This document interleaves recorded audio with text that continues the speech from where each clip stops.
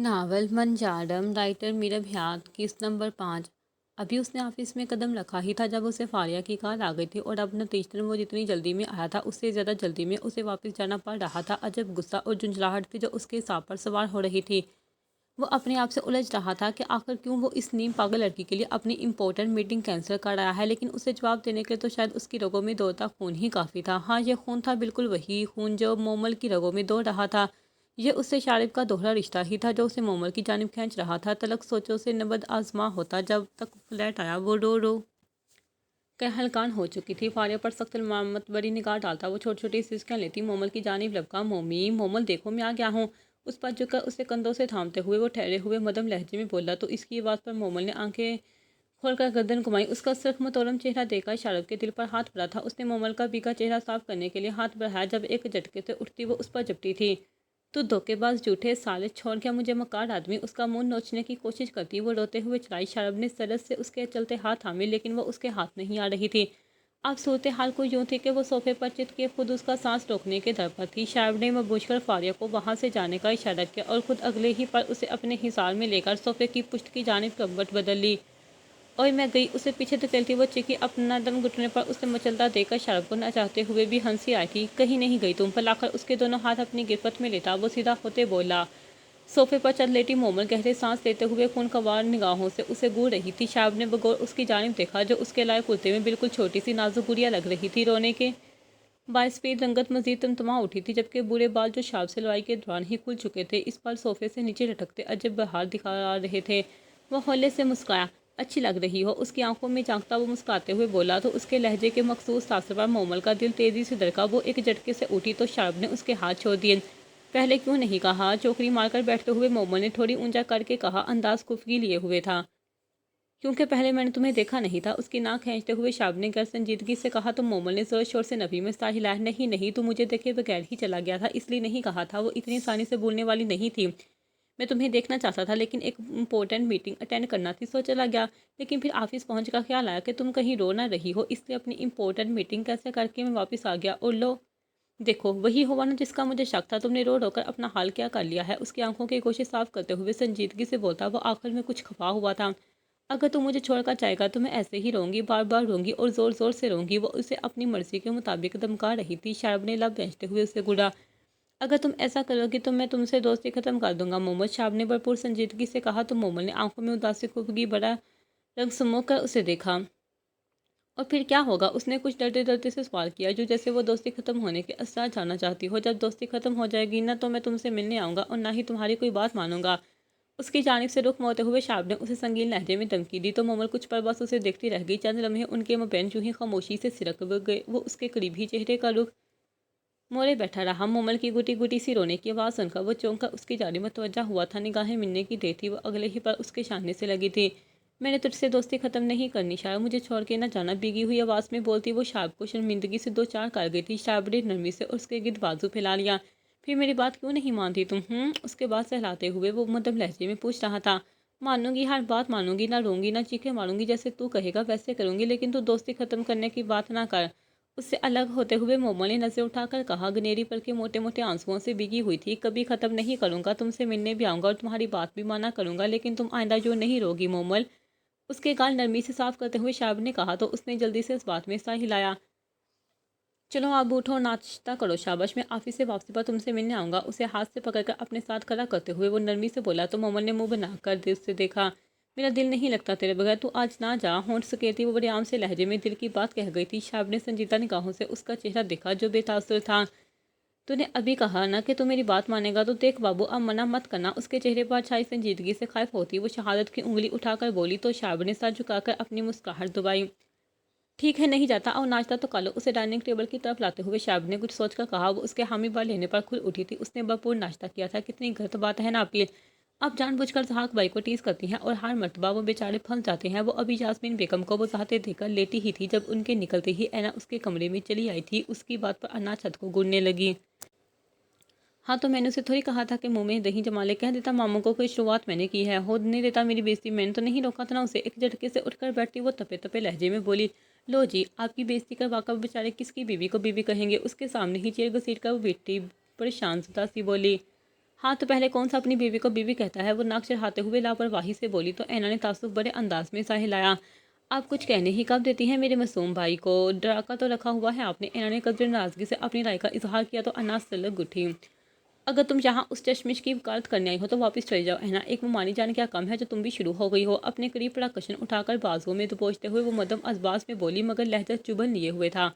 میں وکالت نہیں کر رہی، میں تو بس یہ کہہ رہی ہوں کہ آپ ہر بار ضحاک بھائی کو ہرٹ کر دیتی ہیں اور جب وہ سیڈ ہوتے ہیں تو مجھے اچھا نہیں لگتا۔ چیئر سے اٹھ کر اس کے قریب ہی بیڈ پر آتی وہ نرم لہجے میں بولی، اور میں جب اس تیل کے کنویں کی وجہ سے میں روتی ہوں تب برا نہیں لگتا تمہیں؟ شکوہ کناں نگاہوں سے اینا کی جانب دیکھتی وہ رونی صورت بنا کر بولی تو اینی بوکھلا گئی۔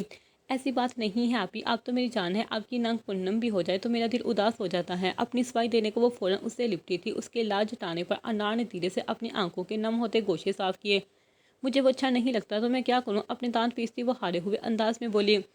آپ یہ ایسے مت کہیے پلیز، وہ دل کے بہت اچھے ہیں اور آپ کی بہت پرواہ کرتے ہیں، اور میں نے تو سنا ہے کہ نکاح میں بہت طاقت ہوتی ہے۔ آپ اور بھائی جب اس کا ہاتھ تھامتی وہ سمجھدارانہ انداز میں بول رہی تھی جب انار نے اس کی بات کاٹ دی۔ کون سی طاقت؟ وہ طاقت جو آج تک مجھے اس کی جانب مائل نہ کر سکی۔ میرا دم گھٹتا ہے نا، بہت بری طرح سانس رکتی ہے جب اس کے ساتھ رہنے کا سوچتی بھی ہوں تو تم نہیں سمجھو گی، نہیں سمجھو گی، بے بس انداز میں کہتی وہ اس کا ہاتھ جھٹکتی اس کے پاس سے اٹھ گئی۔ اینا نے پریشان سی ہو کر اپنا سر ہاتھوں میں تھام لیا۔ اینا آپی کہاں ہے آپ؟ اس سے پہلے کہ وہ مزید کچھ بولتی نوین اسے پکارتی ہوئی وہاں آ گئی۔ کیا ہے نوی؟ اینا نے بیزاری سے پوچھا۔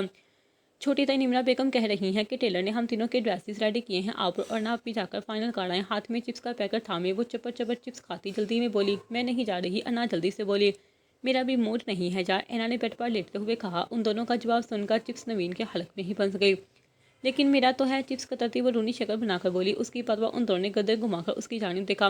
مما نے مجھے اور آپی کو جانے کے لیے کہا ہے، تم کس خوشی میں موڈ بنا کر بیٹھی ہو؟ کروٹ بدلتے ہوئے اینا نے تیکھے پن سے پوچھا۔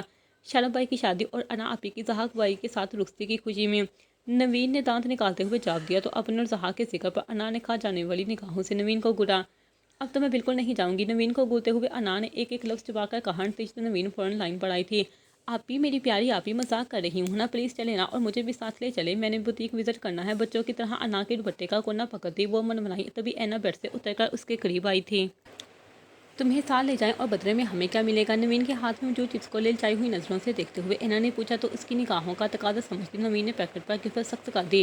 اس چپس کے سوا آپ مجھ سے جو لینا چاہے میں دے دوں گی۔ نوین کا انداز منت کرنے والا تھا، چہرہ یوں تھا جیسے اگر اینا نے اس سے چپس کا تقاضا کیا تو اس کا سانس رک جائے گا۔ اس کی پیشکش پر اینا ہولے سے مسکرائی، پھر اگلے ہی پل پیکٹ جھپٹ لیا۔ انا خاموش نگاہوں سے ان دونوں کا بچپنا دیکھ رہی تھی۔ یہ اب میرا ہوا، اگر جانا ہے تو جا کر جلدی سے تیار ہو جاؤ، میں انا آپی کو لے کر آتی ہوں۔ پیکٹ سے چپس نکال کر منہ میں ڈالتے ہوئے اینا نے شان بیان نیازی سے کہا تو نوین نے خونخوار نگاہوں سے اسے گھورا۔ یہ آپ نے اچھا نہیں کیا، منہ بنا کر کہتی وہ وہاں سے جانے کو پلٹی۔ تم بھی تو میرے ساتھ ہمیشہ ایسا برا ہی کرتی ہو۔ آرام سے چپس کترتی اینا نے پیچھے سے ہانک لگائی۔ جلدی آ جائے، میں تیار ہی ہوں، پیر پٹکتی وہ کہتی چلی گئی۔ اینا چپس کھاتے ہوئے انا کی طرف متوجہ ہوئی جو ہاتھ لپیٹے سنجیدہ نگاہوں سے اسے گھور رہی تھی۔ اس بار چپس اس کے حلق میں پھنسی تھی، وہ بڑی مشکلوں سے مسکرائی۔ پلیز آپی چلیے نا، موڈ چینج ہو جائے گا۔ اینا گھک گئی تو انا لب بیٹھتے ہوئے الماری کی جانب بڑھ گئی۔ پوری بلیک میلر ہو تم، انا نے بے چارگی سے کہا۔ میں نے تو کچھ بھی نہیں کہا۔ ہاں اگر آپ چاہیں تو آپ بھی چپس کھا لیں، اس کی جانب پیکٹ بڑھاتے ہوئے اینا نے غیر سنجیدگی سے کہا۔ انا نے دوپٹہ سر پر اوڑھ کر الماری سے گرم شال نکالی اور کندھوں پر پھیلائی۔ چلو اب چپس کا پیکٹ اس کے ہاتھ سے چھینتے ہوئے اس نے غیر سنجیدگی سے کہا تو اینا دانت نکوستی اس کے ساتھ چل پڑی۔ انا خود بھی چپس کھاتے ہوئے ہنستی تھی۔ رات کی تاریکی سیاہ تار کول پر دور دور تک پھیلی ہوئی تھی۔ ایسے میں ایک خستہ حال ٹرک تیز رفتار سے اپنے راستے پر جا رہا تھا۔ سرخ رنگ کا وسیع کپڑا جو ٹرک کو ڈھانپے ہوئے تھا اس پر ہوا کے سنگ پھر پھڑا رہا تھا۔ خیبر پاس سے پشاور کی جانب جاتے راستے پر اس ٹرک کے سوا دور دور تک کسی زیرو کا نشان نہیں تھا۔ ڈرائیور پوری چستی کے ساتھ ٹرک ڈرائیو کر رہا تھا۔ اس کی منزل زیادہ دور نہیں تھی، جمرود کا قصبہ قریب ہی تھا کہ جب ڈرائیور نے ٹرک کی رفتار ہلکی کر دی۔ ہوا کے سنگ کپڑا اڑنے کے بعد ٹرک میں رکھی مالٹے کی پیٹیاں نظر آ رہی تھی۔ رفتار کم ہونے پر ڈرائیور کے ساتھ بیٹھے شخص نے گدر موڑ کر اس کی جانب دیکھا۔ سپیڈ کیوں کی تو نے؟ اپنی پیٹ سے ریول نکال کر اس آدمی نے ڈرائیور پر تانتے ہوئے پوچھا۔ ٹائر پنکچر ہو گیا ہے، شاید ٹرک روکنا پڑے گا۔ ڈرائیونگ سیٹ پر بیٹھے مزمل نے سنجیدگی سے کہا۔ ٹرک نہیں رکے گا، سپیڈ تیز کر، پستول کی نال اس کی پسلیوں میں گزارتا وہ آدمی گھرایا۔ یہ ممکن نہیں ہے، ایکسیڈنٹ ہو سکتا ہے، مزمل نے لہجے میں بےچارگی سموتے ہوئے کہا۔ تو ادھر سالی میں خود دیکھ لوں گا، غصے سے کہتے اس شخص نے مزمل کو ہلکا سا دھکا دیا۔ چلے ٹرک سے کیسے اتروں؟ تم یوں کرو کہ اپنی سائڈ سے دیکھو کون سا پنکچر ہے، اگر پچھلا کوئی ٹائر ہوا تو شاید گزارا ہو جائے۔ مزمل کے فکر مندی سے کہنے پر وہ شخص پل بھر کو سوچ میں پڑ گیا۔ سوچ کر رہے ہو، جلدی دیکھو پھر میں سپیڈ تیز کرتا ہوں، مزمل نے آہستگی سے کہا تو اس آدمی نے اپنی طرف کا دروازہ کھول کر باہر جھانکا۔ گڑ اندھیرے میں گمتے ٹائروں کا معائنہ کرنا آسان نہ تھا۔ اس سے پہلے کہ وہ آدمی سیدھا ہوتا، مزمل نے پوری قوت سے اس کی پیٹھ پر لات ماری۔ وہ منہ کے بل باہر گرا تھا۔ عین اسی وقت ٹرک کی اگلی چھت پر چوکنا ہو کر بیٹھے ہنٹر نے اس آدمی پر گولی چلائی تھی۔ وہ بنا آواز کی سڑک پر دم توڑ گیا۔ کیا ہوا؟ کچھ ہوا ہے؟ مالٹے کی پیٹیوں کے درمیان گھسے بیٹھے اسلحہ افراد میں سے ایک نے پوچھا۔ نہیں، کچھ بھی نہیں، مزمل نے مکمل اعتماد سے اونچی آواز میں کہا۔ ریاض، تم بتاؤ سب ٹھیک ہے نا؟ اس آدمی کو شاید اطمینان نہیں ہوا تھا، اس لیے اپنے اس ساتھی سے تصدیق چاہی جو مزمل کے ساتھ آگے بیٹھا ہوا تھا۔ ان کے مابین لوہے کی دیوار تھی جس کے باعث وہ ایک دوسرے کو دیکھنے سے قاصر تھے۔ ہاں چال، سب ٹھیک جا رہا ہے، ٹائر بھی ٹھیک ہے۔ تو اسپیڈ تیز کر چھوکرے نہایت احتیاط سے بنا آواز پیدا کیا۔ ٹرک کی چھت سے مزمل کے ساتھ فرنٹ سیٹ پر اترتا وہ آواز میں تھوڑا بھاری پن سموتے ہوئے بولا تھا۔ مزمل کے ساتھ ہنٹر کی موجودگی کو اپنے ساتھی ریاض کی موجودگی سے منسوب کرتے ہوئے پیچھے چھپے افراد مطمئن ہو گئے۔ کشان افریدی کے پلان کے مطابق ٹرک جمرود کے قصبے کی حدود میں داخل کر دیا گیا تھا۔ مالٹے کی وہ پیٹیاں جن میں 500 کروڑ کی رقم بڑی مہارت سے چھپائی گئی تھی، انہیں اسی قصبے کے نواب کے ڈیرے پر اتارنا تھا جہاں سے وہ پٹیاں اگلی صبح پیرزادہ شہاب الدین جتوئی کو بطور موسمی تحفہ بیچنے جانے والی تھی۔ وہ 500 کروڑ شہاب الدین جتوئی کو ملنے والے تھے، جس میں سے آدھی رقم وہ کشان افریدی کو بیچنے والا تھا جو 3 دن سے غائب تھا۔ نیوز چینل پر کشان افریدی کے رقم سمیت فرار ہونے کی خبر نشر ہو چکی تھی، لیکن کوئی بھی اس بات سے آگاہ نہیں تھا کہ چوری شدہ رقم پاکستان کی حدود میں موجود ہے۔ ڈیرے پر ٹرک روکا، مزمل ٹرک سے نیچے اتر آیا، اسلحہ بردار افراد بھی ٹرک سے باہر نکل آئے۔ وہ تعداد میں کل 6 تھے۔ مزمل کے ساتھ اپنے ساتھی ریاض کی بجائے ایک اجنبی چہرہ دیکھ کر انہوں نے فوراً ان دونوں پر گنز تان لی تھی۔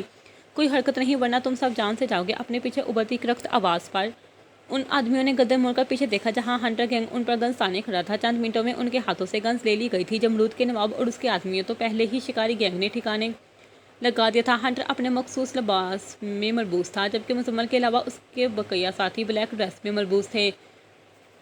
کشان افریدی کے ان 6 آدمیوں کو بھی نواب اور اس کے آدمیوں کے ساتھ ہی ڈیرے پر باندھ کر وہ اپنے ساتھیوں کے ساتھ وہی ٹرک جمرود کی حدود سے باہر نکل آیا تھا۔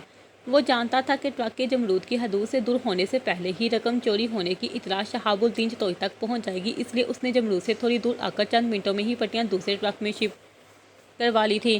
مزمل کو ساتھ لے کر وہ ٹرک سمیت حیدرآباد کی طرف روانہ ہو گیا، جبکہ اپنے گینگ کو وہ ٹرک کو آگ لگا دینے کے بعد جائے وقوع سے 9-11 ہو جانے کی ہدایت کرایا تھا۔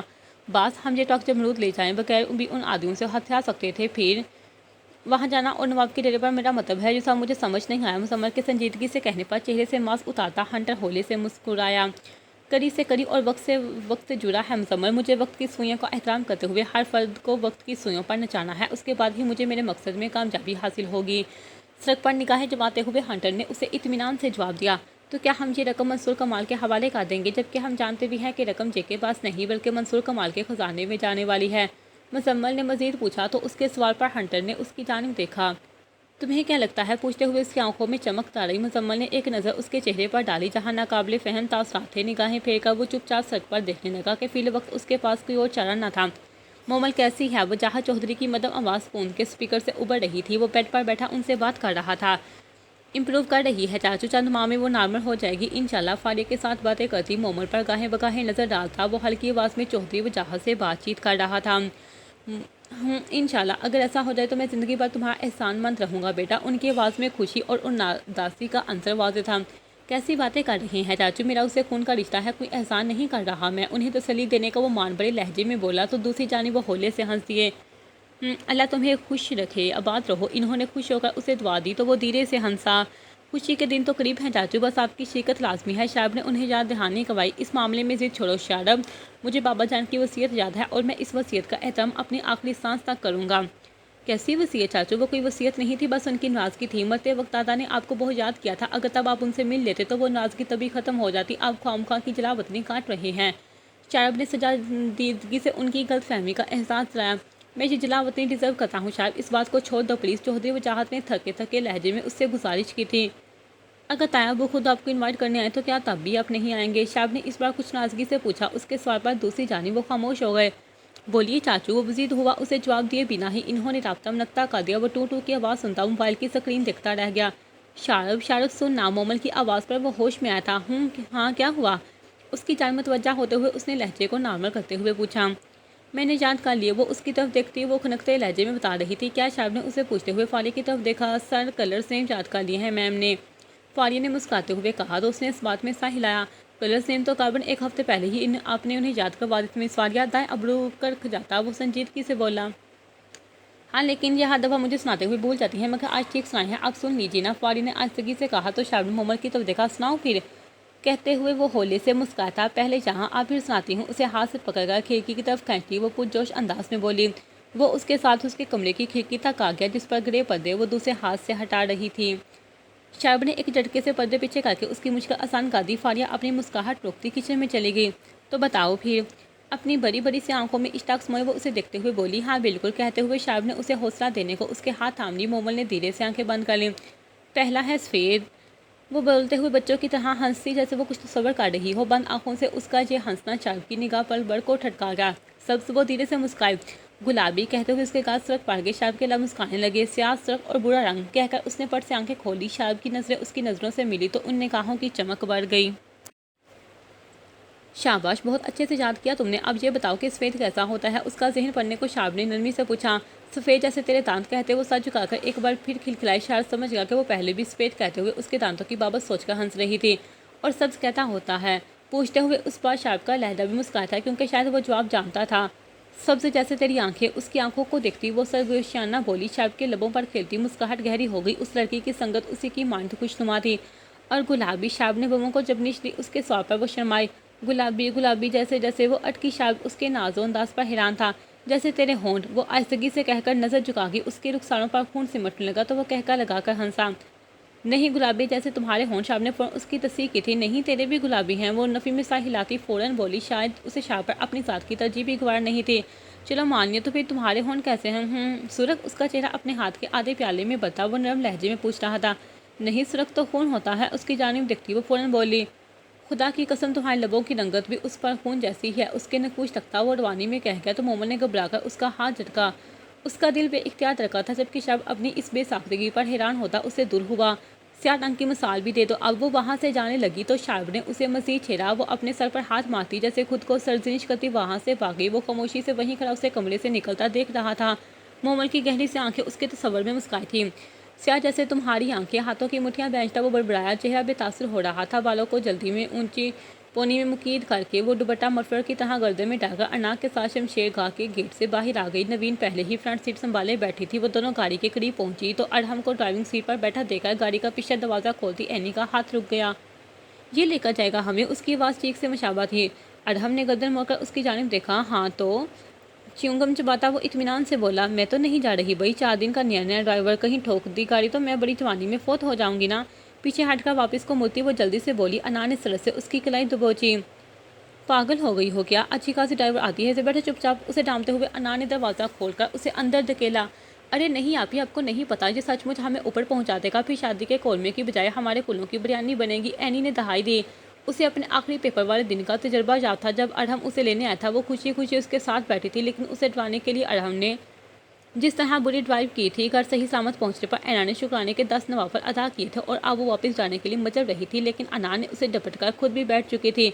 ऐना बस चुप हो जाओ, अरहम तुम गाड़ी स्टार्ट करो। ऐना को घूरते हुए अना ने अरहम को मुखातिब किया तो वो अपनी मुस्कुराहट दुबारा गाड़ी स्टार्ट करने लगा। ऐना ने खूनखवार नज़रों से फ्रंट मिरर में नजर आती अरहम की आंखों को घूरा।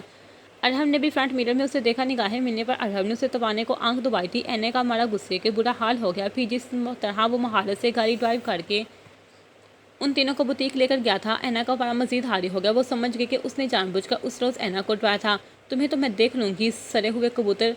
बुटीक में दाखिल होते हुए उसने दांत कचकचाकर अरहम को मुखातिब किया। सरे हुए कबूतर, उसकी मुराद अरहम की दुबली जसामत और साफ रंगत थी। अरहम ने लापरवाही से इस बात में सा हिलाया।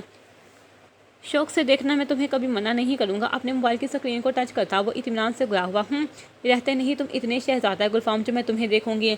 ऐना ने आवाज़ बुलंद उसे जवाब दिया, जिस पर अरहम ने मोबाइल की स्क्रीन से नजरें हटाकर उसे घूरा। नवीन तो अन्ना का हाथ थामे उसे अपने साथ घसीटे फिर रही थी, जबकि वो दोनों सुस्त रवि से उनके पीछे ही चल रहे थे। देखने की तमन्ना तुम्ही ने जाहिर की थी, मैं तो सिर्फ तुम्हारी तमन्ना का एहतराम करने का दावा किया है। लापरवाही से कंधे झुकाता वो दिल चाहने वाले अंदाज में बोला तो ऐनी तप गई। ऐसी तमन्ना करने से पहले मैं मरना पसंद करूंगी। उसे खा जाने वाली नजरों से घूरती वो दबा दबा सा गई। इस तमन्ना के इजहार में पहले तुम गाड़ी में थी और तब तुम्हें मौत गवारा नहीं थी। चीज़ें तुम्हारी एक जुबान नहीं है ऐना, और ये बहुत गलत बात है। भरपूर संजीदगी से कहते हुए उसने आखिर में तासुब ज़दा अंदाज में सा हिलाया तो ऐना की बर्दाश्त जवाब दे गई। तुम्हें तो ना मैं इस बुरी तरह कलस्ती वो बड़बड़ाई। अरहम चेहरे का रुख मोता हंस दिया। ऐना ने गुस्से में आगे बढ़ते हुए उसके बाल खींच डाले। आया मजा, वो दिल चलाने वाले अंदाज में मुस्कुराई। और ऐना की बची, वो दांत पिसता मतलब आवाज़ में चीखा तो अना की जानी भागती। वो पलटते हुए हंसी और उसे जुबान दिखाई। अरहम की सिलकती तवज्जो उसे हटकर अचानक दाएं तरफ निकलते शहराम पर पड़ी थी, जिससे वो जल्दबाजी में जा टुकराई थी। अरे संभल कर गुड़िया, उसे थामते हुए नरवी से बोला। जब तक के तीर की तेज से उन दोनों के तक पहुंचते ही अरहम ने उसे शहराम की गिरफ्त से अपनी जानब खींच लिया। तुम्हें लगी तो नहीं? उसके बाजू सख्ती से अपनी गिरफ्त में दबोचे वो उसकी आंखों में देखते हुए पूछ रहा था। ऐना जो इस अचानक अवतार पर बौखला गई थी, उसके पूछने पर गैर दिमागी से असबात में सर हिला गई। शहराम ने कुछ हैरत से अरहम की आंखों में उबलती सुर्खी देखी। उसके चेहरे पर सख्ती का अंसर नुमाया था। अस्सलाम वालेकुम शहराम भाई, कैसे हैं आप? ऐना को अपने पीछे करते हुए वो शहराम की जानिब हाथ बढ़ाते हुए बोला। लहजे से टपकती मुरब्बत की कमी ने ऐना को खौम का शर्मिंदा कर डाला। मैं अनापी के पास जा रही हूँ, रमीन भाभी भी आई हैं क्या? अरहम को आगाह करते हुए उसने दूसरा सवाल अरहम से मुसाफा करते शहराम से पूछा। जी वो अम्मी के साथ उस रूम में है, शहराम ने मुस्कुराते हुए से जवाब दिया। तो बदले में ऐना भी उसकी जानिब एक मुस्कुराहट उछाल दी। अना की जानिब बढ़ गई। अरहम ने नागवारी से उसकी पुष्ट को घूरा और सुनाई, चौधरी साहब आपकी आजकल क्या मसरूफियात है? अरहम के कंधे पर हाथ रखते हुए शहराम ने खुशदिली से कहा। मसरूफियात तो कुछ भी नहीं, हाँ कुछ दिलचस्पियाँ हैं जो आप बढ़ती जा रही हैं। शीशे की दीवार के पार नजर आते ऐना के वजूद पर एक निगाह डालते हुए अरहम ने मध्यम लहजे में जवाब दिया। दिलचस्पियाँ बढ़ जाए तो बात दिल को जा लगती हैं, और मुझे लगता है कि अभी इस कच्ची उम्र में आपको दिल बचा कर रखना चाहिए। उसकी आंखों में पनपते जज्बात देखते हुए शहराम गैर संजीदगी से बोला। तो अरहम ने चैलेंजिंग अंदाज में उसकी जानिब देखा। दिल तो कच्ची उम्र में ही शिकार हो जाया करते हैं शहराम भाई, मसला तो पक्की उम्र वालों का है। उनकी नज़र बेकाबू हो जाए तो दिल से पहले इज्जत बचा कर रखनी पड़ती है। सख्त निगाहों से शहराम को देखता वो बेतासुर लहजे में बोला। तो उसकी इस कदर साफ गोई पर शहराम के लबों की मुस्कुराहट सिमट गई। वो इस 17 साल लड़के की दीदा दिलेरी पर हैरान हुआ था। आपसे मिलकर अच्छा लगा, चलता हूँ, वो तीनों मुझे बुला रही हैं, आहिस्तगी से कहकर एक दिल चलाने वाली मुस्कुराहट शहराम की जानिब उछालता वो उस जानिब बढ़ गया जहाँ से नवीन हाथ हिलाकर उसे वहाँ आने का कह रही थी। शहराम ने खा जाने वाली निगाहों से अरहम की पुष्ट को घूरा। शाबाश शेरा, कमाल कर दिया तुमने। ये रकम उन लोगों के शिकंजे से निकलवाना आसान नहीं था। माल्टे की पेटियों में छुपी रकम का इत्मीनान करने के बाद वह हंटर के मुकाबिल खड़ा खामोशी से भरपूर लहजे में कह रहा था। उसके आदमी पेटियों से रकम निकाल कर एक दूसरे ट्रक में रख रहे थे, जिसमें पहले से ही 6-7 अफराद मौजूद थे। ट्रक स्याह बारी कपड़े से ढका हुआ था, लेकिन हंटर्स की ज़ेरे निगाहों से ट्रक में मौजूद सामान छुपा नहीं रहा था। वहाँ पुरानी जर्सी और गर्म बरसात के ढेर थे जो यकीनन लंडे में फरोख्त किए जाने वाले थे।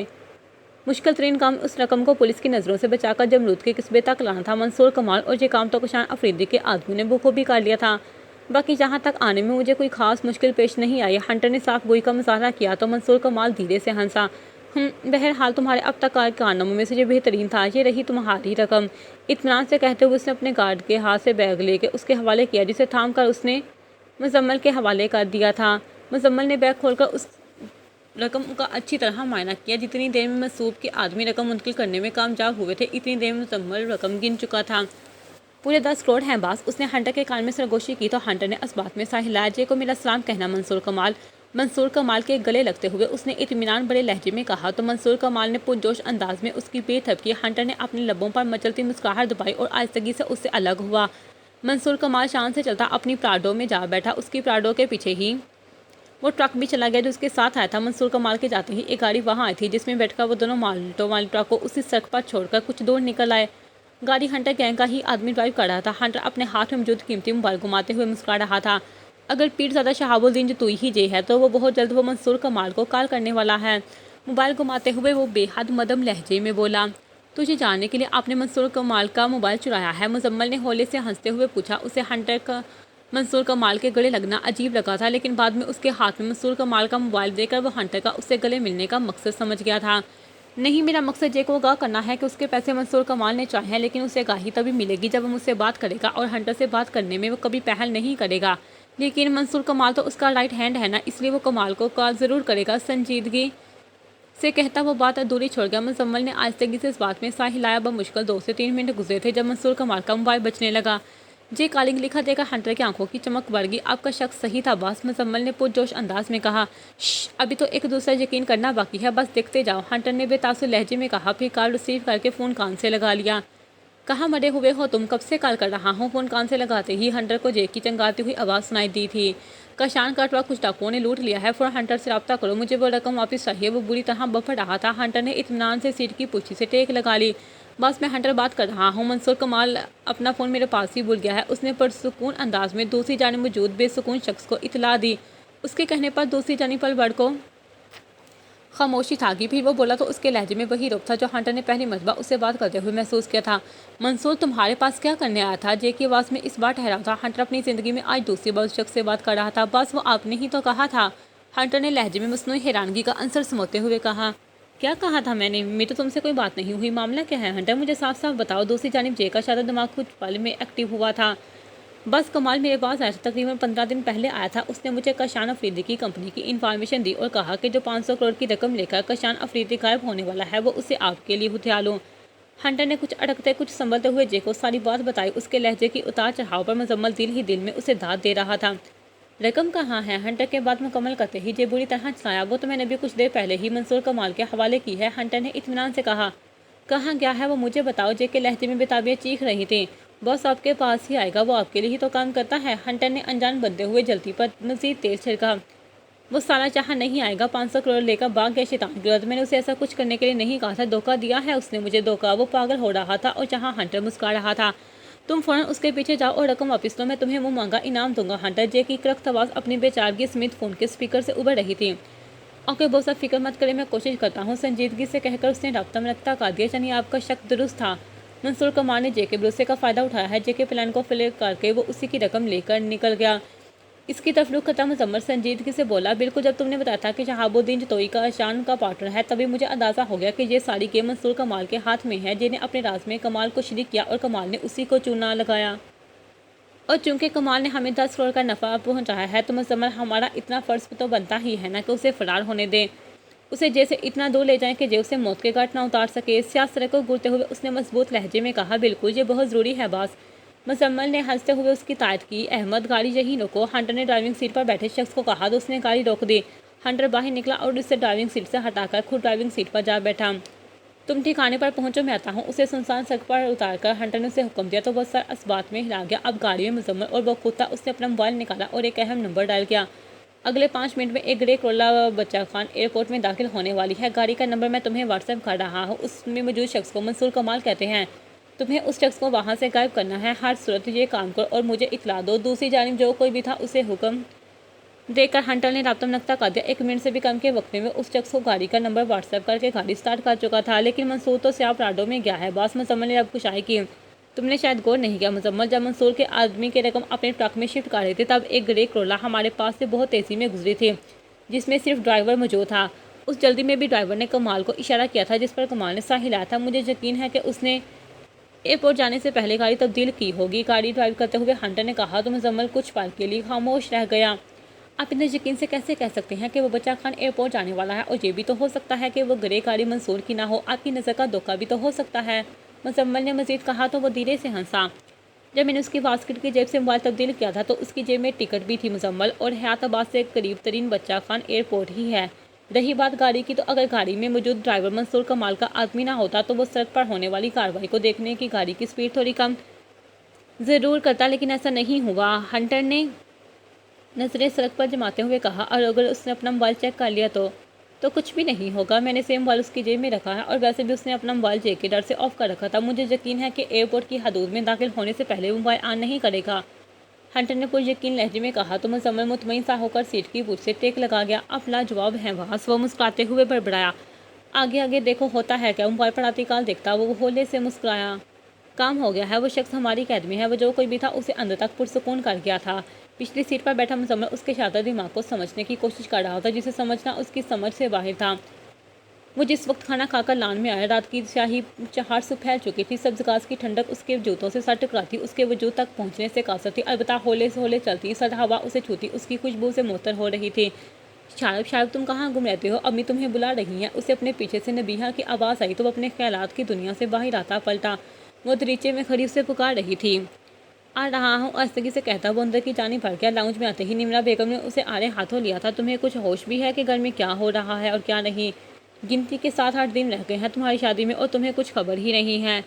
इसे सिंगल सोफे पर बिठाते हुए उस पर बरहम हुई थी। वो गहरा सांस लेता लाउंज में नजर घुमा कर रह गया, जहाँ सोफों के दरमियान रखी शीशे की मेज नाना मलबूसा से भरी पड़ी थी। कलीन पर बैठी माम अपने बेटे की रोने की परवाह किए बगैर हील वाली जूती पहन कर देख रही थी, तो वही नबीहा भी किसी देखने में मसरूफ नजर आ रही थी। आया चची और ताई नाजिया भी बढ़ चढ़कर उस माहौल में हिस्सा ले रही थी, जबकि ऐना और अन्ना के हाथ भी उनसे कुछ मुख्तलिफ ना थी। मैं क्या खबर हूँ हमी, सारे इंतजाम हो चुके हैं, बस आप लेडीज़ की शॉपिंग का इशू है तो वो आप ड्राइवर को साथ लें और जैसे चाहे वैसे कर लें। अपनी माँ की जानिब देखता वो संजीदगी से बोला, अरे ऐसे कैसे हम कर लें, बड़ी तो आपकी बेगम की है ना भाई, पसंद भी आपको ही करनी चाहिए। हाथ में पकड़ा गुस्सा कलीन पर पटका, दूसरा गुस्सा अपने पैर में फंसाती ऐना चह कर बोली, तो शाब ने शिकवा किना निगाहों से माँ की जानिब देखा। ऐसे क्या देख रहे हो, ठीक ही तो कह रही है निमरा बेगम ने बेटी की हमायत की। तो ऐना मुस्काए, भाई अब ये लहंगा देखिए, मुझ पर अच्छा लगेगा ना। यकदम नवीन गोल्डन और ब्लैक इम्तिजाज का लहंगा हाथ में लिए उसके सामने आ खड़ी हुई। मजबूरन शाम को लहंगा देखना पड़ा। बलाशबा वो लहंगा खूबसूरत लग रहा था। बेख्तियार उसे मोमो याद आई थी। उसके ख्याल पर शाब के लब दानिस्तगी में मुस्का दिए, यानी ये अच्छा है ना भाई। उसकी मुस्कुराहट को उसकी पसंदीदगी की संद समझती वो खुशी खुशी चलाई, अरे ये लहंगा तो मैंने अपने लिए पसंद किया था। गुस्सा छोड़कर ऐना ने ऊंची आवाज़ में दहाई दी, जी नहीं, ये मेरा हो चुका है। लहंगा सींगे से लगाती नवीन ने अपनी माँ की जानी बागी, जो सारी खुद से लगाकर देख रही थी। मम्मा अब नवी को देख लीजिए, लहंगा मैंने पसंद किया था और लहंगा नवी के साथ से बड़ा भी है। निमरा बेगम के पास आती रहना रूनी सूरत बनाकर बोली, ऐना बची मत बनो, वो लहंगा नवी के बाप से भी बड़ा ही सही, लेकिन तुम्हारे नाप से काफ़ी छोटा है। निमरा बेगम ने उसे गिरका, जी नहीं, मुझे अभी पूरा आ ही जाएगा, मैं पहनूंगी ये लहंगा। नवी इधर दो नवीन के पीछे लपकी, ओ मुझसे जो नहीं होगा, मैं जा रहा हूँ, अब खुद पसंद कर ले। सोफे से उठता वो झुंझाए हुए अंदाज में बोला, वापस बैठो शाब, कुछ ड्रेसेस तो चूज़ कर लो, वरना फिर बाद में हमसे शिकवे करोगे कि तुम्हारी बेगम को बड़ी अच्छी नहीं लगी। उसे वापस सोफे पर धकेलते हुए इन्होंने उसे डपटने वाले अंदाज में कहा, तो चारों न चार उसे बैठना पड़ा। फिर वो उसे रमीन के लिए मुफ्ती लिबास दिखाने लगी। वो थोड़ी पस्त-पेश के बाद उसे पसंद करता गया। ऐना नवीन ना बंद करो और अन्ना को बुला कर लाओ, उसे कहो वो भी अपने लिए कुछ पसंद कर ले। नवीन और ऐना एक दूसरे के पीछे वक्त देखा। इन्होंने इन दोनों को डपटा, ये ड्रेस भी रख दे अम्मी। एक पिंक और डार्क बिलो इम्तिजाज के फ्राक की तरफ इशारा करता वो मदम लहजे में बोला, तो ऐना ने नज़र हटाकर निमरा बेगम ने उस फ्राक की तरफ देखा। अरे ये तो ऐना जो नवीन के साइज़ का है, बल्कि फ्राक उल्ट पुलट करके देखते हुए रुकी। ये ऐना को थोड़ा छोटा और नवीन को बड़ा होगा, रमीन को तो बिल्कुल नहीं आएगा। फ्राक वापस रखते हुए हंसी, रमीन के लिए नहीं कह रहा, आप बस ये अलहदा रखते हैं। सोफे से उठता वो संजीदगी से बोला, तो निमरा बेगम ने कुछ हैरत से उसकी जानिब देखा, फिर खामोशी सर असबात में हिला दिया। मैं अब चलता हूँ, वापसी पर देर हो जाएगी। वो आहिस्तगी से बोला, क्या मैं पूछ सकती हूँ कि रोज़ तुम्हें देर क्यों हो जाती है? वो खुद भी खड़ी होती नरम लहजे में इस्तफसार कर रही थी। बता दूंगा। इन्हें जवाब देकर वो रुका नहीं था, वहाँ से निकल आया। उसके पीछे लाउंज में वही शोर गुगा मचा हुआ था, जबकि उसके शोरगुल में निमरा बेगम अपने आसपास कुछ इन्होंने सन्नाटे महसूस कर रही थी। इन्हें शायद के अंदाज खटक रहे थे, शायद कुछ था जो शमशेर गाँव में हलचल मचा देने वाला था। गाड़ी पार करके वो तेज तेज कदम उठाता दरवाजे तक आया, खिड़की से दरवाज़ा खोलकर अंदर दाखिल हो गया। मोमल कहाँ है? फारिया को लाउंज में ही सोफे पर लेटे नावल पढ़ते देखकर शायब ने पूछा, सर मैम तो आज सो गई हैं, शायद वो थकी हुई थी इसलिए। सीधी होकर बैठते हुए फारिया ने कहा। शायब ने होले से असबात में साही लाया और उसके कमरे की जानिब आ गया। फारिया वापस अपने मुश्किल में गुम हो गई। वो दरवाज़ा खोलकर अंदर आया तो पहली निगाह उस पर पड़ी जो बेड पर कंबल ओढ़े सो रही थी। खिड़की के पर्दे बराबर थे, कमरे में नीम तारीकी का राज था। वो छोटे छोटे कदम उतारता बेड पर ही दूसरी साइड पड़ा बैठा। मोमल की छोटी छोटी मदम सांसों की आवाज़ उसे बखूबी सुनाई दे रही थी। वो होले से मुस्कुराया और मोबाइल जेब से निकालकर स्क्रीन ऑन की। व्हाट्सएप ओपन करते हुए उसे रमीन के मैसेजेस मसूल हुए थे। शारब एम मिसिंग यू, दिल वाली स्माइल के साथ रमीन की दिली हाथ आश्कार कर रहा था। वो मुस्कुराया, क्या हम मिल सकते हैं? जुबान निकालने वाली स्माइल के साथ एक और सवाल भी उसका मुंतजिर था, मिलना चाहती हो? शारब ने उसे रिप्लाई किया, मिलना चाहती हो तो पूछा है ना। उसका वो रिप्लाई पढ़कर वो सोच में पड़ गया, क्या तुम मिलना नहीं चाहते? उसकी जानिब से कोई जवाब न पाकर रमीन ने एक और मैसेज किया था, नहीं कहकर मैं मर ही ना जाऊं कहीं। हंसने वाली स्माइल के साथ शायब ने उसे रिप्लाई किया तो दूसरी जानिब रमीन भी हंस पड़ी। तो फिर मिल लो यार, कि इसका इंतजार है। रमीन का रिप्लाई हस्बे तवक्का था। मोबाइल पे शानी से लगाकर आंखें मूंद गया। कुछ पल जो ही गुजर गए, फिर वो रिप्लाई टाइप करने लगा, बताओ कब मिलने आऊँ? अभी आ जाओ, आ सकते हो? वो जैसे उसे चैलेंज कर रही थी, आ तो सकता हूँ तो फिर आ जाओ ना। तुम्हें देखकर मुझसे कोई खता हो गई तो माफ़ कर दोगी क्या? शायद अफाकी कभी खता नहीं कर सकता, मुझे यकीन है। रमीन ने बिना तवक्कुफ के जवाब दिया था। हाँ, लेकिन अपनी मलकियत को करीब पाकर आजमाइश में तो मुब्तला हो सकता है ना। शायब ने उसे छेड़ा, कुर्बत शर्त है, आजमाइश से मैं तुम्हें बचा लूँगी। इस बार रमीन का वॉइस मैसेज आया था। उसका लहजा दिल में मुस्कान समोए हुए था। शायब खुद भी मुस्कुरा दिया। मैं आ रहा हूँ रमीन, उसे रिप्लाई देकर शायब ने टेक्स्ट छोड़ी और मोमल की जानिब देखा। वो सर तक कंबल ताने सो रही थी। उसके चेहरे से आहिस्तगी से कंबल हटाकर शायब ने उसे देखा। آنکھیں بند کے وہ پرسکون سی سو رہی تھی، چہرے پر دنیا جہاں کا اطمینان تھا۔ شارپ کو دلی سکون ہوا۔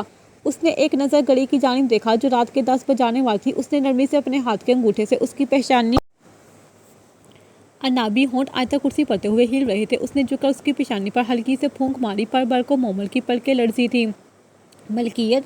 کچھ پہلے اسی کا داخلدہ لفظ اس کی کانوں میں گونجا تھا۔ وہ گھبرا کر اس سے دور ہوا، دل میں عجیب سی کھلبلی مچتی چلی گئی۔ استغفراللہ! وہ بڑبڑاتا اس کے پاس سے اٹھ گیا، پھر ایک الوداعی نظر اس پر ڈال کر وہ کمرے سے باہر نکل آیا۔ فاریہ منہ پر ناول رکھے اونگ رہی تھی۔ مس فاریہ! اس کے پکارنے پر وہ فوراً سیدھی ہوئی۔ میں جا رہا ہوں، آپ مومل کا خیال رکھیے گا۔ شارپ نے اسے ہدایت کی تو اس نے ہمیشہ کی طرح اپنا سر اس بات میں ہلایا۔ وہ لمبے لمبے ڈگ برتا فلیٹ سے نکل آیا۔ گاڑی سٹارٹ کر کے اس نے مین روڈ پر ڈال دی۔ 10 منٹ سے بھی کم کے وقت میں وہ رمین کے گھر کے باہر تھا۔ ایک مس بیل دینے پر وہ اسے گیٹ سے باہر نکلتی نظر آ گئی تھی۔ السلام علیکم! کیا احوال ہیں جناب؟ ہمیشہ کی طرح اس کے گلے لگتی وہ کھنکتی ہوئی آواز میں بولی۔ وعلیکم السلام! ابھی تک تو اچھے ہی ہیں، 10 دن بعد کیا ہوں گے کچھ پتہ نہیں۔ اسے جواب دیتے شارپ نے بڑی سنجیدگی سے مذاق کیا تھا۔ رامین نے شکوہ کناں نگاہوں سے اس سے گھورتے ہوئے اس کے شانے پر مکہ مار تو شارپ نے مسکراتے ہوئے گاڑی آگے بڑھا دی۔ رامین ہنستے کھلکھلاتے ہوئے اسے اپنے دن بھر کی روداد سنانے لگی، جس پر وہ اسے کافی حد تک خوش اخلاقی سے جواب دیتا رہا تھا۔ بلاش پر وہ رامین کی سنگت انجوائے کیا کرتا تھا۔ وہ جانتا تھا کہ آج کی رات کا اختتام صبح ہونے والا ہے، کیونکہ اس کے پہلو میں اس کی زندگی کی خوبصورت ترین لڑکی تھی۔ میرا دل نہیں چاہ رہا، زبردستی مت کرو اینا۔ اینا اسے مختلف صورت دکھا رہی تھی۔ جب وہ بیزار سی ہوتی اسے ٹوک گئی۔ آپی پلیز آہستہ بولے، تیمی نے سن لیا تو وہ شروع ہو جائیں گی اور پھر ان کو چپ کروانا مشکل ہو جائے گا۔ اس کی جانب جھکتے ہوئے اینا نے سرگوشی کی۔ ان کا تو کام ہی بولنا ہے۔ اپنے آنسو پینے کی کوشش کرتی وہ بڑبڑائی۔ اینی یہ شال اوڑھو ذرا انا کو۔ ویلویٹ کی نیوی بلو شال اینا کی جانب اچھالتے ہوئے ماہم آپی نے خوش دلی سے کہا۔ اینا نے شال کھینچ کر کے نگاہوں کے سامنے کی۔ شال پر نفاست سے گتھا میرون اور گولڈن تلے کا کام آنکھوں کو خیرہ کر رہا تھا۔ اینا نہیں، انا مدھم آواز میں بولی۔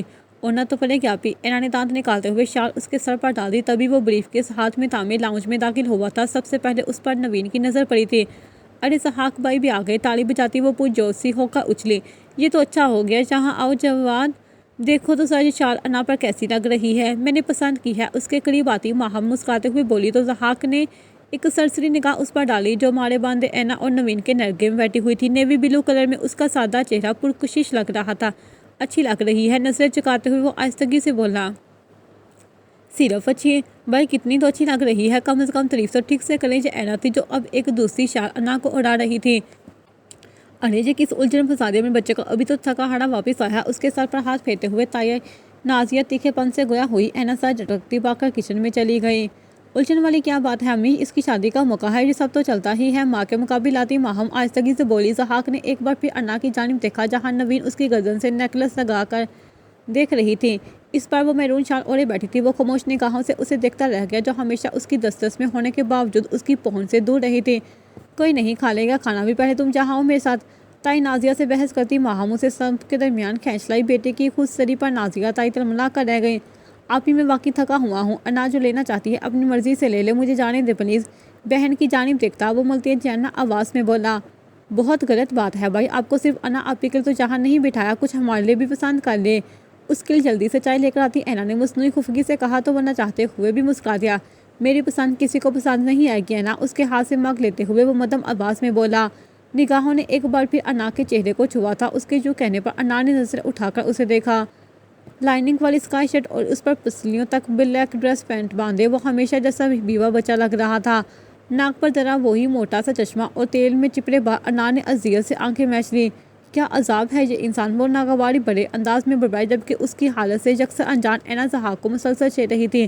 بھائی یہ لہنگا دیکھیے، آپ شارپ بھائی نے میرے لیے پسند کیا ہے۔ اچانک نوین اینا کو پیچھے کرتی اسحاق کے سامنے آئی تھی، ہاتھ میں وہی لہنگا تھا۔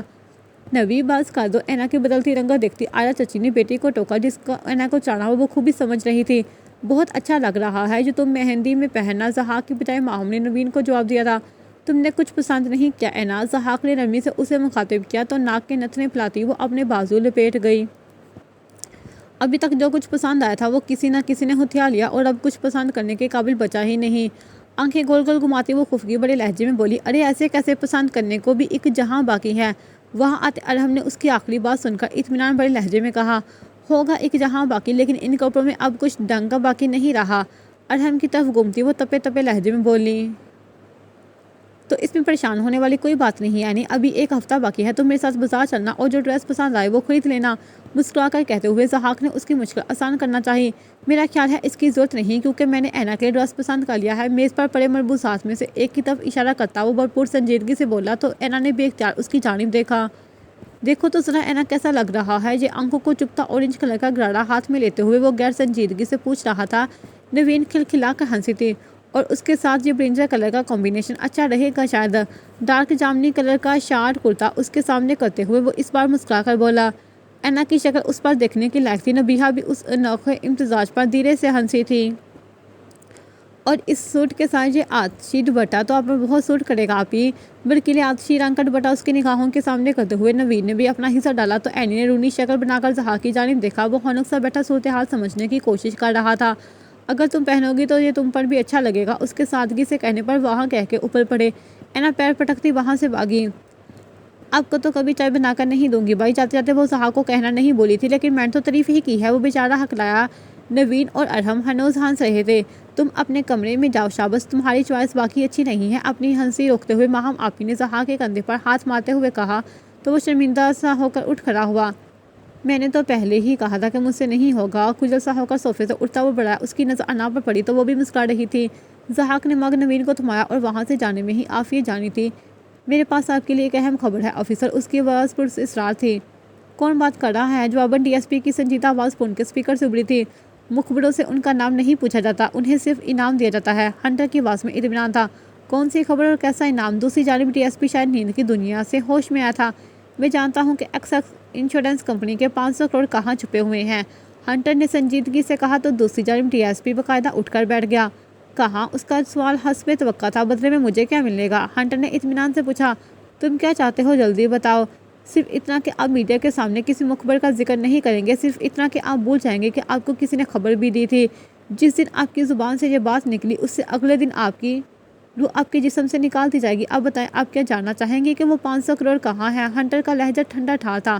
بے فکر ہو جاؤ، میں ان باریکیوں کو سمجھتا ہوں، جلدی بتاؤ۔ ڈی ایس پی نے مکمل اعتماد سے اسے جواب دیا تو ہنٹر مسکرا دیا۔ تو پھر سنیے۔ حیات آباد سے تقریباً 10 کلومیٹر دور اور بچہ خان ایئرپورٹ سے 3 کلومیٹر پیچھے الرحمان گودام ہے۔ نام تو اچھا ہے لیکن کام جہاں خراب ہی ہے۔ ہنٹر نے ٹھہر ٹھہر کر مدھم لہجے میں اسے ایڈریس سمجھایا۔ میں نکل رہا ہوں، ڈی ایس پی نے اجرت میں کہا۔ بات پوری سنیے آفیسر، ورنہ بعد میں آپ کی کوئی مدد نہیں کر پاؤں گا، ہنٹر نے قدرے سخت لہجے میں کہا تو دوسری جانب خاموشی چھا گئی۔ گودام میں ایک جیسے 8 ٹرک موجود ہیں، 8 میں سردیوں کے گرم کپڑوں کے ڈھیر ہیں۔ کسی ایک ٹرک میں 500 کروڑ کپڑوں کے اندر موجود ہیں۔ پیسہ کپڑوں کی جیبوں میں چھپایا گیا ہے۔ اور آخری بات، آپ کے پاس اس گودام تک پہنچنے کے لیے 30 منٹ ہیں۔ اگر 30 منٹ میں آپ وہاں تک نہ پہنچ سکے تو 35 منٹ وہ سارا پیسہ میں لے جاؤں گا، اور پھر آپ مہینوں اسی کیس میں الجھے رہیں گے۔ اسے تفصیل سے جواب دیتے ہوئے وہ آخر میں دھیرے سے ہنسا۔ ڈی ایس پی الجھ گیا، لیکن جو بھی تھا اس کے پاس وقت کم تھا۔ مجھے کیسے پتہ چلے گا کہ پیسہ کون سے ٹرک میں ہے؟ اس کی تیز ہوتی آواز نے ہنٹر کو اندازہ ہوا کہ ڈی ایس پی بھاگ رہا ہے۔ ظاہر سی بات ہے، جس ٹرک میں کپڑے بے ترتیب ہوں گے پیسہ اسی میں ہوگا، ہنٹر نے سنجیدگی سے کہا۔ تم جو بھی ہو میری بات سنو، 30 منٹ کا وقت بہت کم ہے۔ اگر تم پولیس کی مدد کرنا چاہتے ہو تو کچھ گڑبڑ مت کرنا، ڈی ایس پی نے پھولی سانسوں کے درمیان اس سے گزارش کی تھی۔ ہنٹر کو دوسری جانب سے گاڑی سٹارٹ ہونے کی آواز آئی تھی۔ میرا مقصد آپ کی نہیں اپنی مدد کرنا ہے آفیسر، اس لیے جتنا وقت آپ کو دیا ہے اسی میں حالات کو کنٹرول کریں، بیسٹ آف لک، سنجیدگی سے کہہ کر اس نے کال کاٹ دی۔ وہ چھوٹا سا موبائل وہ انہی مقاصد کے لیے استعمال کیا کرتا تھا۔ اب آپ جے کو کیا کہیں گے باس؟ آپ تو اسے وعدہ کر چکے ہیں کہ رقم کا پتہ اسے بتائیں گے، اس کے ساتھ بیٹھے مزمل نے پوچھا۔ ہنٹر نے ایک نظر سامنے کر الرحمان گودام کی عمارت پر ڈالی، پھر اگلے ہی پل وہ فون باہر سڑک پر پھینک دیا تھا جس پر ڈی ایس پی کی کال آ رہی تھی۔ میں اپنا کہا پورا کروں گا، میں اسے منصور کا مال اور رقم دونوں کی صحیح خبر دوں گا، لیکن اس نے ایک بار پھر بات ادھوری چھوڑ دی۔ مزمل خاموشی سے سڑک کو دیکھنے لگا۔ تقریباً 20 منٹ بعد اس نے منصور کمال کے نمبر سے جے کا نمبر ملایا تھا۔ ہاں بتاؤ ہنٹر، کام ہو گیا؟ جے نے بے تابانہ پوچھا۔ باس وہ میں نے پوری رقم حیات آباد کے علاقے میں اس کے حوالے کی تھی، وہ خیبر پاس کی طرف گیا تھا اور پیسہ والا ٹرک بھی اس گاڑی کے پیچھے ہی تھا۔ آپ سے بات کرتے ہی میں اس کے پیچھے گیا، لیکن اس نے مجھے بے وقوف بنایا۔ اس کو شک تھا کہ میں اس کے پیچھے آؤں گا، اس لیے اس نے راستے میں گاڑی تبدیل کر لی اور بچہ خان ایئرپورٹ سے بیرون ملک چل گیا۔ اس کی گاڑی کا پیچھا کرتے ہوئے میں درہ خیبر تک آ گیا ہوں۔ مجھے لگا وہ افغانستان کا بارڈر کراس کرنے والا ہے، ہنٹر نے پریشان زدہ لہجے میں اسے کہا کیا؟ ہنٹر، تو سارا پیسہ کہاں ہے؟ وہ اتنی بڑی رقم ساتھ تو نہیں لے جا سکتا نا؟ جے نے اس کی توجہ دوسری جانب مبذول کروائی۔ जिस ट्रक में उसने रकम रखी थी उसमें लंडे के कपड़े थे और बच्चा खान एयरपोर्ट के रास्ते में कपड़ों का ही एक गोदाम आता है, अब्दुर्रहमान गोदाम। मैं यकीन से कह सकता हूँ कि रकम उसी गोदाम है, हंटर ने पूरी यकीन लहजे में कहा। तो इंतज़ार किस बात का है, फ़ौरन वहाँ जाओ और वो रकम हासिल करो। फ़ौरन जैक की सख्त आवाज़ फ़ोन के स्पीकर से उभरी। बस मैं उस इलाके से दूर हूँ, सोच निकल में कुछ ही देर बाकी है। जब तक मैं वहाँ पहुँचूँगा, जब तक वो ट्रक वहाँ से चल पड़ेगा, मेरा ख्याल है आपको उस इलाके में मौजूद अपने आदमियों को वहाँ बेचना चाहिए। हंटर ने कुछ सोच कर कहा तो जे कुछ पल को खामोश हो गया। ठीक है, मैं कुछ करता हूँ, और अगर रकम इस गोदाम से मिल गई तो तुम्हें ज़रूर इनाम दूंगा, जे ने संजीदगी से कहकर राब्ता नक्ता कर दिया। अगर जे के आदमी पहले आ गए तो मुजम्मल ने तशवीश ज़दा अंदाज में पूछा। ऑफिसर को दिया गया वक्त ख़त्म होने में 5 मिनट बाकी है मुजम्मल, और इन 5 मिनटों में जे कुछ नहीं कर पाएगा। मैंने उसे सही इन्फॉर्मेशन दी है, लेकिन वक्त गुजरने के बाद, कहकर वो धीरे से हंसा। पुलिस आएगी और रकम ले जाएगी और मैं जे के आदमी उसे बताएंगे कि रकम गोदाम में ही थी, लेकिन इन्होंने पहुंचने में देर कर दी। यूं जे को मेरी जहानत का यकीन हो जाएगा और वह मुझसे ज़रूर मिलेगा और वो हंटर आमने सामने आएंगे तो हम अपने मकसद के मज़ीद नज़दीक हो जाएंगे। मुजम्मल संजीदगी से कहते हुए उसकी आंखें चमक उठी। वो माने या ना माने, लेकिन मैं मान गया हूँ कि आपकी जहानत बेमिसाल है बॉस। उससे निपटता मुजम्मल खुशी से भरपूर लहजे में बोला तो हंटर हंस दिया। पुलिस सायरन की मदम आवाज़ उभरना शुरू हो चुकी थी। अल्हम्दुलिल्लाह, हमारा मिशन कामयाब हो चुका है, चलो अब ठिकाने पर चलते हैं। एक गहरा सांस लेकर कहते हुए उसने गाड़ी स्टार्ट कर दी। उसकी गाड़ियों के वहाँ से जाते ही पुलिस मोबाइल वहाँ आकर रुकी थी। अगले 20 मिनटों में डीएसपी गोदाम से रकम हासिल करने में कामयाब हो गया था। वापसी पर गाड़ी में बैठते हुए डीएसपी की निगाह सड़क पर गिरे उस मोबाइल पर पड़ी थी जो हंटर ने उससे बात करके वहाँ फेंक दिया था। उसने मोबाइल उठाया और उलट पुलट कर मोबाइल का जायजा लिया। स्क्रीन ऑन करने पर उसे ही अपने ही नंबर से वहाँ बड़ा मिस कॉल नजर आई थी। तो जानी वो शख्स गोदाम के बाहर खड़े होकर मुझसे बात कर रहा था। सोचते हुए उसकी आंखों में हैरत आ रही। आखिर कौन था वो बड़बड़ाया। उसके जहन के कोने में एक जवाब उभरा था जिसे पाकर पहले वो हैरान हुआ, फिर हौले से मुस्कुराया। जारी है।